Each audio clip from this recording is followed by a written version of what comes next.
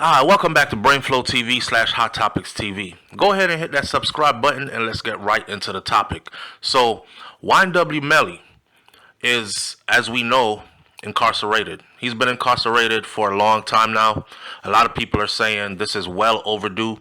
The man still has not been found guilty of anything, yet he is still incarcerated. A lot of people are not understanding that due process is in motion. Yes, YNW Melly was incarcerated for a long time, but he's not the only one in the justice system that's been incarcerated for a long time awaiting a trial. And let's remember that he did have his day in court. He did get a trial. His trial ended the way it ended, and then a new trial was requested, which is also a part of the law. And now they're about to move to a new trial. Of course, a lot of his fans want him to be released because they're saying it's been too long and you still haven't found him guilty. Well, that's not how the justice system works. But let's talk about his conditions, his living conditions.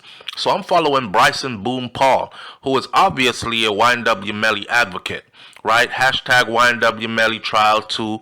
He said, when asked about YNW Melly's well-being, his attorney, Raven Liberty, provided me with the following update. So Raven Liberty said, quote unquote, Jamel is as positive as one can be in his situation. He has no human contact outside of his lawyers. He has a guard on him all the time who have all been instructed to not say a word to him. And he doesn't have a door on his cell. Despite all the attempts to break him, he is stoic. Man, listen, I'm going to say this again. Let the chips fall where they may. I hate seeing a young brother who is talented and could have been so many great things go through all this. But I feel like justice needs to be served. And after watching the first trial, I was one of the people that came away saying, oh, he's guilty as shit. Like, he is way guilty.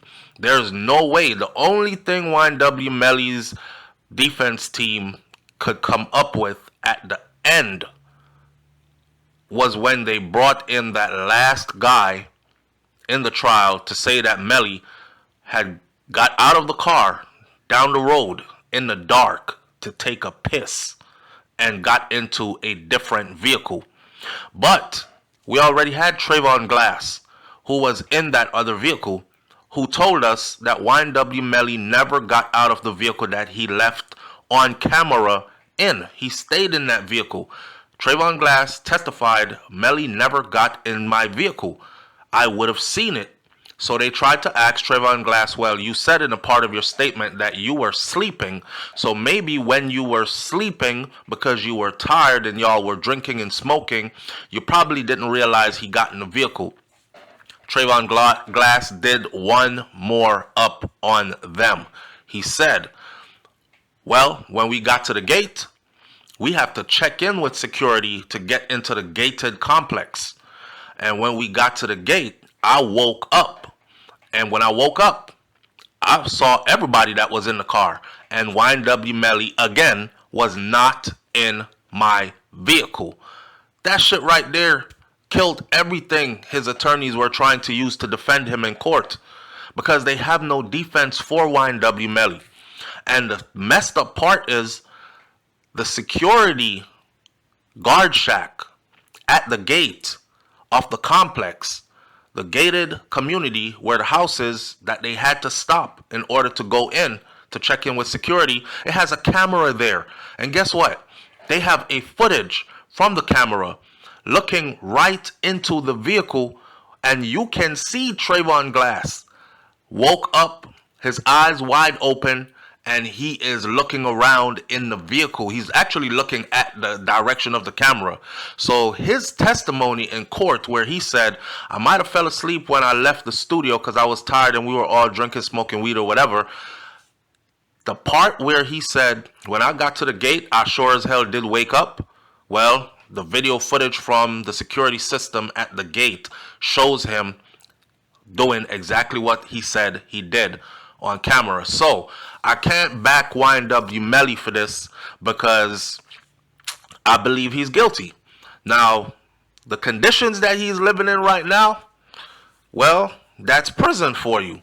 And that's where you go when you are guilty of committing a double murder. I mean, come on now, y'all. These are his friends from his sandbox days. These are his friends from he was a titty bopper. These are his friends from youngin' days, right? And you just turn around and murked your homies. I don't know what the motive was.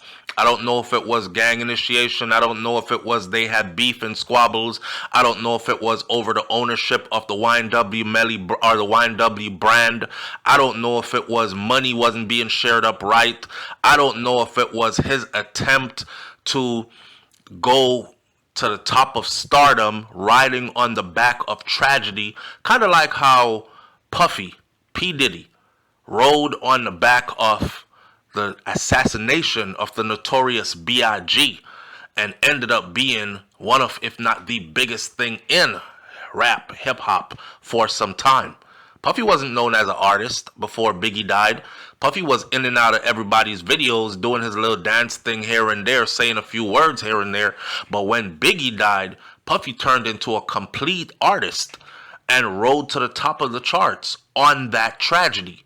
So death usually sells lots of records and propels whoever was in close encounter and close to the persons who died, propels them to the top of superstardom. And I don't know if this was a plan, a plot for YNW Melly to make it that big in the music industry. I mean, he was already touching bases, rubbing elbows with people like Kanye West and others in the entertainment industry who are big, influential names, multi-millionaires, exactly, or a billionaire at one point, right?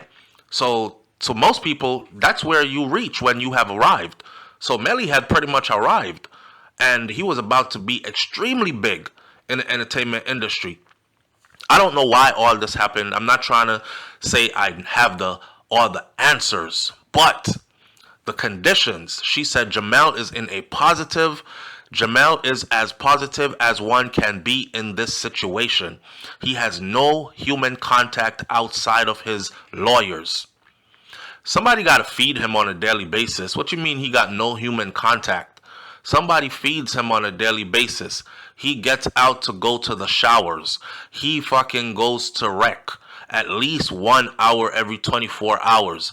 He gets human contact. The idea that they're trying to sell to the public is that he is being treated so inhumane, even though a trial has not found him guilty.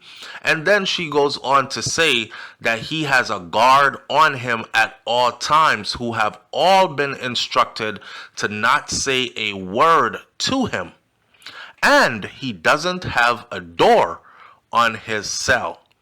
He doesn't have a door on his cell. Okay. That means they've taken the door off of his cell so you can go in and out of his cell as you please. This is keeping him under close watch because he is known to be into things inside of the institution.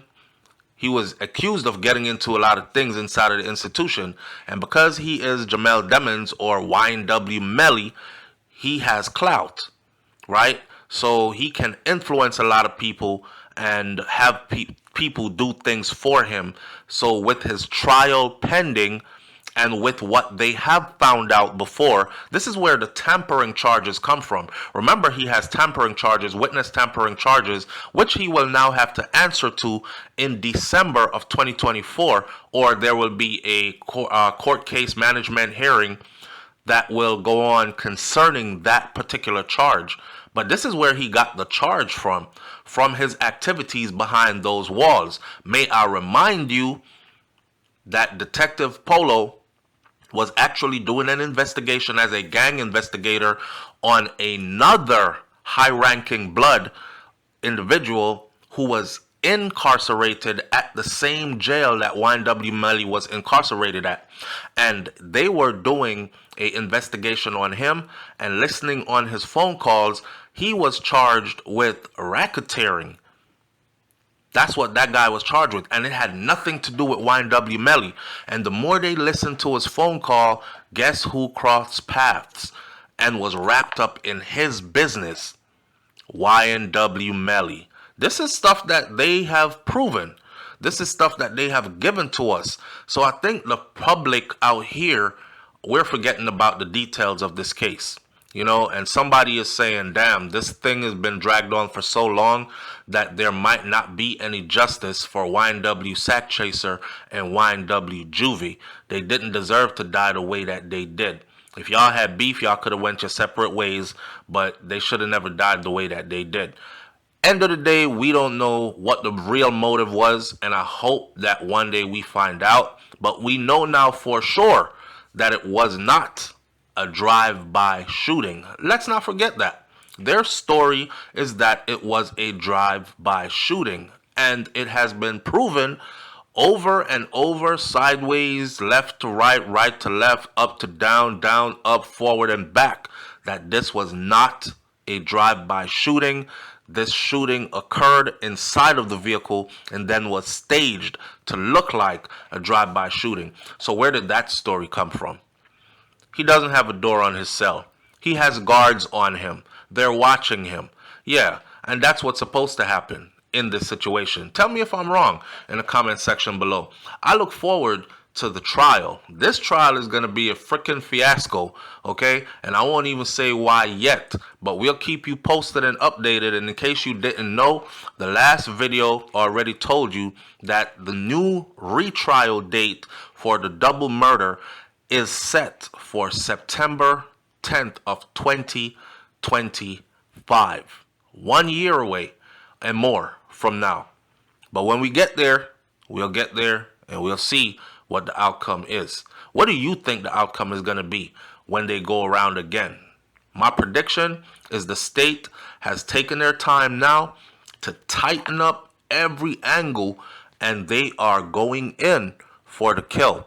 There's no way that YNW Melly can beat this trial. But there are people who are saying money talks and bullshit walks. And if he is seen as a person who can make a lot of money in the entertainment industry for a lot of big wigs, you might see him walk. But what about YNW Bortland? Is YNW Bortland going to fold and finally tell? Or is YNW Bortland so blinded by loyalty that he is going to give up his entire life and go do a life sentence? Because if YNW Bortland gets convicted, this is going to be life without the possibility of parole. Are you that loyal to anybody that you would be willing to give up your life and go do life without the possibility of parole for loyalty, while they have a chance to actually go free and become famous and rich and live a good life outside of prison, leaving you in there being loyal? Or would you speak up and try to save yourself? I'll meet y'all in the comment section below. Talk to me. Let's have a conversation. Hit that subscribe button. You already know it's BrainFLoTv / Hot Topics TV. And if the topic is hot, we're on it. I'm out. Peace.